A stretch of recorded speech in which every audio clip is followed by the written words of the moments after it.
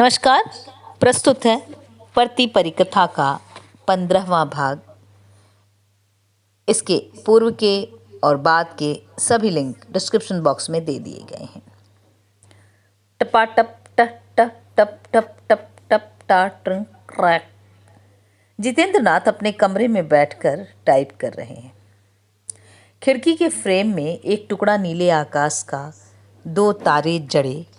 Tractor चलाने से उंगलियों की बनावट जरा बदल गई है, इसलिए टाइपराइटर की चाबियां उसके गलत चाप की छाप ज़्यादा आंक रही हैं। पिछले 5 महीने से उसने एक पंक्ति भी नहीं लिखी थी, कुछ एक पत्र भी नहीं। फिर अब उसके श्रद्धेय बंधु प्रोफेसर मिश्रा द्वारा प्रस्तुत कीबोर्ड वाला हिंदी टाइपराइटर आया है। जितेंद्र नाथ आज प्रसन्न है। उसके अन्य मित्रों की बात गलत निकली।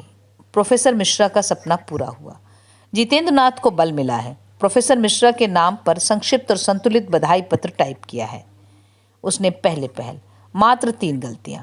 पुनश्च में लिख दिया, मात्र 3 गलतियां हुई हैं जिनको रबड़ से इरेज किया जा सकता था। मैंने रहने दिया था। टप टपा टप टप ट्रिंग।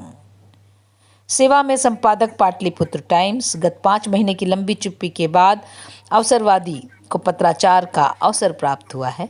क्या कहिए अवसर की बात। आप अवसरवादी द्वारा परिचालित स्तंभ की घोषणा कर सकते हैं। मैं फिर से अवसर की बतौक चालू करना चाहता हूँ। टपा टप टा टा। सेवा में संपादक, राजकाज इत्यादि। तटस्थ राजनीतिक वार्ता के लाउड स्पीकर साहब फिर हाजिर हैं हुजूर के आगे। टह टह ट्रंग। संपादिका सचित्र सुंदर नारी। आपका पत्र भटकने के बाद ही सही मिल गया है।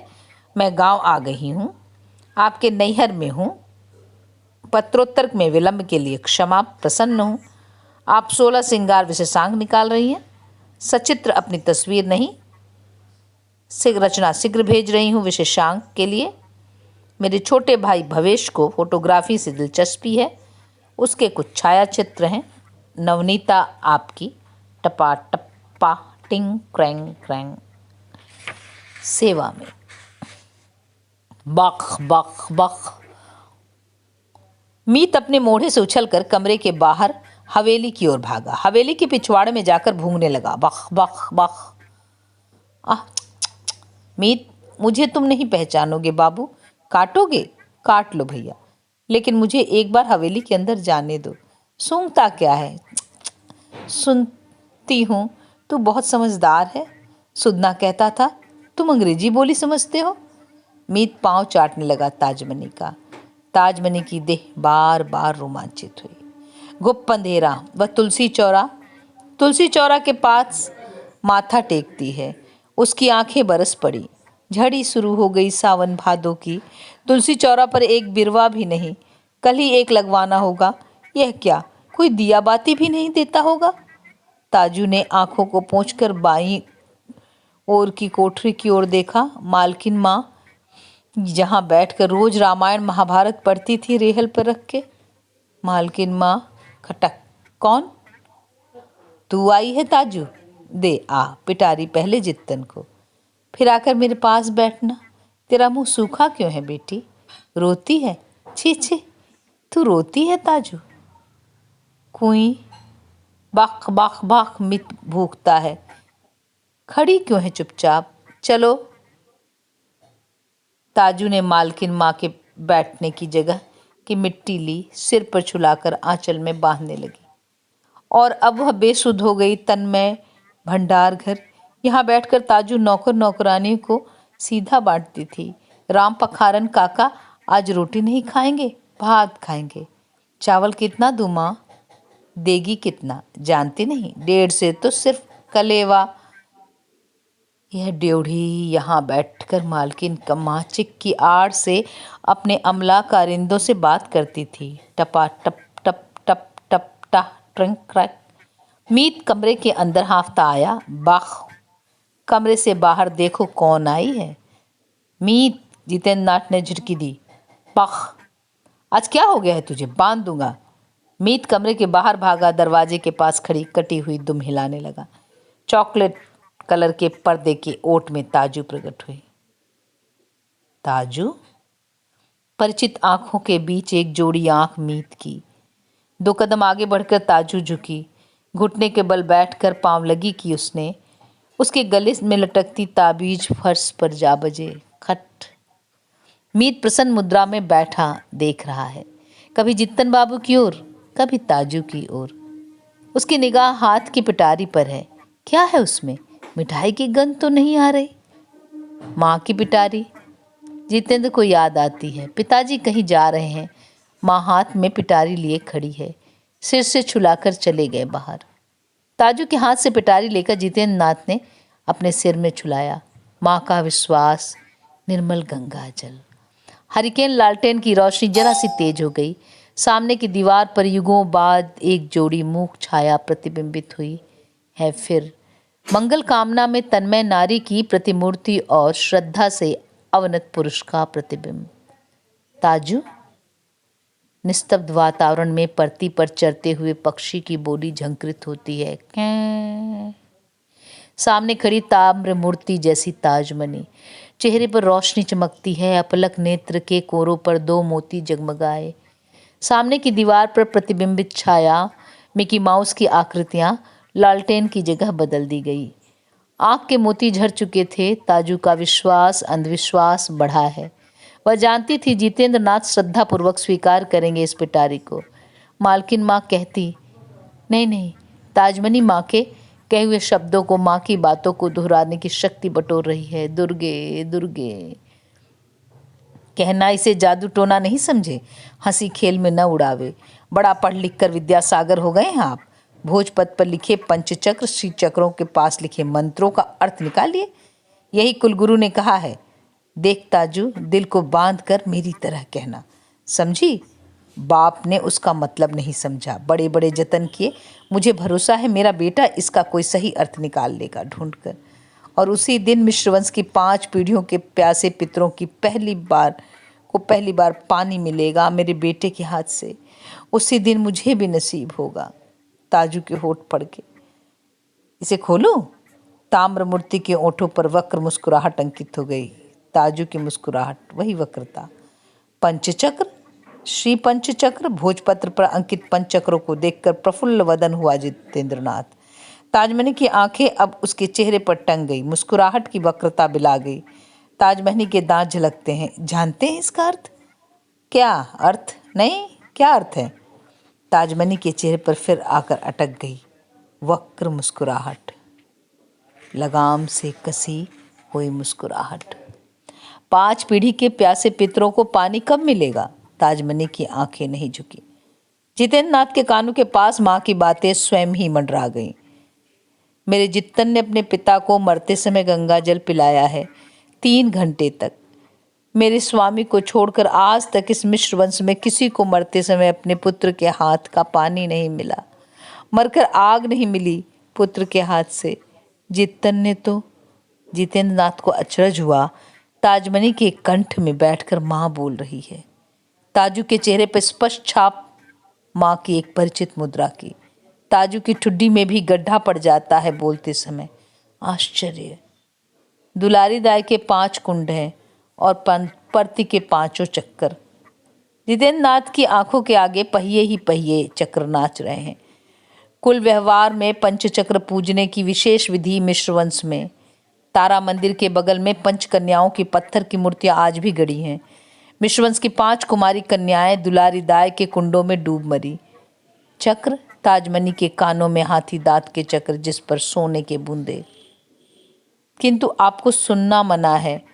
क्यों डूबी थी कुमारी बेटियां? जितेंद्र नाथ के ललाट पर तुरंत 3 लेखाएं त्रिशूल की तरह उभरी। सुनना मना है? ऐसी सड़ी गली मनगढ़ंत कहानियां हजारों सुन चुका हूं। कोई गले में घड़ा बांधकर डूबी होगी, कोई फूल के लोभ में पड़कर कुंड में गई होंगी, पुरैन के फूल में सोए हुए किसी देवपुत्र ने उसका सत्यभंग कर दिया होगा। फिर मैं जानता हूँ ऐसी ऐसी कहानियाँ। मुस्कुराहट को समेट कर मुंह देखने लगी ताजमनी। जिद्दा यही है, उसके जिद्दा का सही स्वरूप। ऐसे में छोटी सी बात भी चढ़ा देगी। ताजमनी चढ़ाने में चूकती नहीं है। सुन्नरी नायका की गीत कथा जानते हैं? सुन्नरी नायका के डीह पर तो बचपन में खेल चुके हैं। सुन्नरी नायका की गीत कथा है? यह भी नहीं मालूम आपको? फिर भड़केंगे जिद्दा, नहीं, त्रिशूल कपाल पर नहीं बेचारा सुरपति। वहाँ एक खाकी माया है ना, उसको ऐसी कथाओं की जरूरत है। मैं जानती हूँ कथा हाकिम साहब को, लेकिन आपकी 1000 कहानियां लिखते लिखते ही 5 साल बीत जाएंगे उनके। मात खाए जितेंद्र नाथ की सूरत नहीं देख सकती थी ताजू तुरंत कहती है, सुरपति बाबू से कहिए रघु रामायणी को बुलाकर सुन्नरी नयका की गीत कथा सुने। 5 रात में समाप्त होती है कहानी। रघु रामायणी जिंदा है? अब ताजू हंस पड़ी। जिद्दा को क्या मालूम कौन मरा कौन जिया। बख बख बख। मीत इस तरह खड़ा होकर बातें करने में कोई तुक नहीं देखता। बाहर से आए हुए आदमी के सामने घर का आदमी इस तरह आमने सामने खड़ा होकर बातें करे, ऐसा उसने कम देखा है, नहीं देखा है। 2 में से एक भी बैठे तो मीत उसकी गोदी में अपना मुंह रखकर कानों के पास कोई सहला क्यों नहीं देता। बाख बाख। ताजू बैठो, ताजू ताजू। मालकिन माँ की आवाज गूंज रही है हवेली में। ताजू ताजू। ताजू सिहर पड़ी। सचित्र साप्ताहिक में तस्वीरें छपी हैं परमा बाबा की, भगतिया लोगों की झाल मृदंग के साथ, आग पर चलते हुए लोगों की कतार, दुलारी दाय मलारी, बड़ी बड़ी काजल वाली आंखें नशे में माती, दोनों गालों पर रोशनी पड़ी है, घुंघराले काले केश बिखरे लरचते बादलों की तरह। पुस्तकालय के वाचनालय में फोटो देखने के लिए भीड़ लग गई है। अपर लोग भी आए दर्जनों। देखे जरा परमादेव की सूरत। श्रद्धा से झुककर पांव लगी कि जय हो परमादेव, हमारी मनोकामनाएं पूरी हो गई, किसी की हो या न हो। दर्द उभरा सुवंश लाल का। भिम्मल मामा ने ठीक ही कहा, इस फोटोमाला का सिरोनामा यदि आग से खेलने वाला और आग दिया जाता गया होता। आग ही है मलारी का रूप सुवंश के लिए। 6 महीने से सुलगती हुई भड़की आग भड़क उठी है दिल की। सुवंश लाल छटपटा रहा है आज। पुस्तकालय के वाचनालय का कार्यालय मंत्री है वह। वाचनालय में मलारी की तस्वीर वह देखकर भी नहीं देख सका। घर ले आया सचित्र पत्रिका। 2 प्रति आती हैं, एक स्त्री सदस्याओं के लिए। कन्या पाठशाला में सचित्र साप्ताहिक पत्रिका वह स्वयं देने गया था। हेडमिस्ट्रेस उसकी अपनी फुफेरी बहन है। मलारी उसकी अपनी तस्वीर देखकर मुस्कुराई थी, लजाती हुई मुस्कुराहट। लेकिन मलारी के मन में भी ऐसी ही छटपटाहट लगी। तब तो कैसे लगेगी? मर्द के मन की बात तो आंखों में उतर आती है। मलारी पढ़ी लिखी लड़की है, नहीं पढ़ सकती आंख की भाषा। सुवंश लाल अब तक कहने का साहस बटोर नहीं सका था। अभी रात में कोई रैदास टोली जाना चाहे, उसके लिए कौन सा बहाना ठीक होगा? कमेसरा ने के अंटोली और रैदास टोली के बीच एक दुकान खोली थी। बीड़ी सिगरेट तेल नून की दुकान बंद हो गई, नहीं तो सिगरेट लेने के बहाने अभी वह जा सकता था रैदास टोली की ओर। एक बहाना है, हरिजन संदेश की पुरानी प्रतियां 3 महीने से पड़ी हैं। सुवंश लाल की बड़ी भाभी कह रही हैं अपनी सास से, मैया सुनती हैं? सुवंश की बूढ़ी माँ हाथ में माला लेकर बैठी जाप कर रही हैं। बड़ी पतोही की बात सुनकर ध्यान भंग करना पड़ता है। माला सिर से छुलाकर कहती है, हाँ अभी बहरी नहीं हुई हूँ। दिन दिन सुबह बाबू का खुराक कमते जाता है, एक मुट्ठी भात भी तो नहीं खा सकते हैं। मैं कहती हूँ मैया कि एक बार पूछ कर देखिए ना, कोई बीमारी से मारी तो नहीं। रात बेरात बेर कुबेर का कुछ ख्याल तो करो, बीमारी से मारी हो उसके दुश्मनों को पूछूंगी क्या? बेचारा रोज बोलता है, मैया अपने जिला में कॉलेज खुल रहा है, बीए पास करना मेरी तकदीर में नहीं लिखा। मजली पतोहू रसोई घर में दाल छौंकती बीच में ही बोल पड़ी। वो रोज बस एक ही बात, कौन मना करता है किसी को पढ़ने से? भैंसुर उस दिन कह रहे थे जाकर नाम लिखा ले। शांति के बाबू भी कहते हैं घर में बैठकर क्या करता है, जाए पढ़ने। पढ़ने जाओ कह देने से ही तो नहीं होता है, पढ़ने का मसाला कहाँ से आएगा? सुवंश की माँ धीरे धीरे बड़बड़ा कर उठती है। मजली बहुत चुप नहीं रहती। मसाला?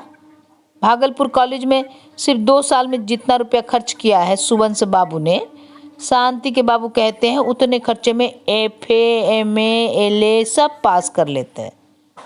बड़ी बोली, सुराज के बाद से तो स्कूल कॉलेज में पढ़ने की फीस नहीं लगती। सुनती हूँ तांती टोली का जय मंगल, उसके घर पर तो फूस भी नहीं है, कैसे पढ़ रहा है। राधे श्याम को सुनती हूँ सरकार के फनपीआई के पैसे भी मिलते हैं, 50 रुपया के कितना। सुबो बाबू तो अब बच्चा नहीं है, कोशिश करने से क्या नहीं होता है। मझली बहू तरकारी के लिए तेल लेने आई तो बड़ी बहू को टीप कर बोली, शांति बाबू के तो बाबू कहते हैं काजा गणेशपुर वाला कॉलेज से लेकर नंदन तक पढ़ने का खर्च दे रहा है। घर की हालत छिपी छिपाई नहीं, फिर भी इतना देते हैं। सुबो बाबू मंजूर कर लें। वह तो खुद जानते हैं 80 रुपया माहवारी खर्च करने का औकात अब इस गृहस्थी में से उम्मीद नहीं है। सुबो, रे सुबो, सो गए क्या? सुवंश के कमरे के चौखट के पास बैठकर माँ ने पुकारा। जगे हो? क्या है मैया? सुवंश जगा हुआ है। जी खराब है तेरा, खाना पाना? भौजी कहती है। बड़ी भौजी अपने खुराक से ही सबका पेट नापती है, पेट भरे ही तो खाता हूँ। भौजी कह रही है सरकार ने पनपीआई और भत्ता की कोशिश क्यों नहीं करते। सुवंश बात नहीं काटता माँ की, बोला, कहाँ किसको पनपीआई और भत्ता मिलता है? बड़ी भौजी को स्पेशल रेडियो से खबर मिलती है। ब्राह्मण क्षत्रिय के लड़कों को कुछ नहीं मिलता उलता है। कहार धोबी चमार हरिजनों को पढ़ाने के लिए पैसा देती है सरकार। दोनों भाभियां ओसारे में आकर बैठ गई थी। मझली बहू आधा घंटे के लिए निश्चित होकर आई है, तरकारी में 1 लोटा पानी डालकर। बड़ी भाभी बोली, और भूमिहार बामन को? तुम्हारे मौसेरे भाई श्याम सुंदर चौधरी ने अपने को भुइयां लिखवाकर 100 रुपये महीना ठग लिया था, सरकार मुकदमा चला रही है। अब मालूम होगा तुम्हारे सिमसुन्नर भैया को। मझली हंसती, हाय रे देव, तब तो सिमसुन्नर भैया सब फुटफुटी निकल जाएगी। बड़ी भाभी पान की पीक फेंक कर बोली, क्या किया? जात के नाम पर लिख दिया भुइयां। इसी से कोट पतलून, टोपा, अचकन, फॉन्टन, जाने क्या क्या खरीद कर ढेर लगा लिया था सिमसुन्नर ने। कोट पतलून, टोप, अचकन, फॉन्टन सुनकर सुवंश हंसा। ऐसी बहुत बातें बड़ी भाभी की अपनी जोड़ी हुई हैं। नेपाल की सीमा के पास नैहर है, इसलिए हाकिमों को कर्नल जनरल सुब्बा पलटन कहती हैं। बड़ी भाभी को भवेश की याद आई है। और एक वो आया हुआ है, पीठ पर झोपा झाला, अलना फुदना, बगल में लटका कर फोटो छापी कर उतारता फिरता है, उसको भी सरकार से पैसा मिलता है क्या? मझली को याद आई दिन में सुनी हुई बात। हाँ सुबो बाबू, एक बात तो पूछते पूछते भूल गई थी साथ से। सुनती हूँ भवेश ने मिलारी का फोटो लेकर अखबार में छाप दिया है। बात ठीक है क्या? अबेर में जयवंती आई थी, लेकिन उसकी बात का क्या प्रतीत। सुवंश लाल का कलेजा धड़क उठा। हाँ हाँ, परमादेव के गहवार की फोटो ली थी उसने, पत्रिका में छपी है, देखोगी? कहाँ है, तुम्हारे पास है क्या? दोनों भाभियां उठकर सुवंश के कमरे में आ गई। माँ भी माला जाप बंद करके आई। लालटेन की मध्यम रोशनी को तेज करते हुए सुवंश लाल ने सचित्र साप्ताहिक के पृष्ठ उल्टे। पहचानो तो? सुवंश की माँ लालटेन की तेज रोशनी में भी तस्वीर स्पष्ट नहीं देख सकती। मझली बहू चौंक उठी, यही तो मिलारी है ना? अरे यह तो सिलेमा की लड़की जैसी लगती है। सुवंश ने मन ही मन अपनी बड़ी भाभी की नज़र की प्रशंसा की। उसे डर था भाभी कुछ उटपटांग न बोल दे।